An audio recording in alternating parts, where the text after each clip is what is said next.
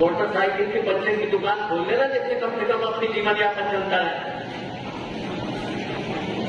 कागज की डिग्री लेने के बाद पेड़ लगाने का आप व्रत रखते हो तो हजारों पेड़ खुद लगाओ और खुद उनको सूचित करो। ऐसा नहीं होने वाला, पेड़ तो कितने ही लगा नहीं होंगे।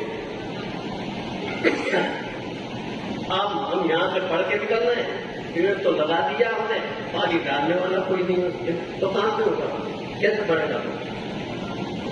बेसमय मौसम में बिना मौसम के हम कुछ भी खा रहे हैं, उसका साइड इफेक्ट हमने आज तक नहीं सोचा कि क्या होने वाला है।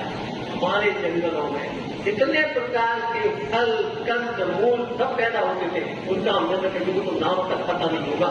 उन फलों के हमने दर्शन भी नहीं किए होंगे। मेरा आपसे निवेदन है, जरा लौट के आओ भारतीय दर्शन की तरह।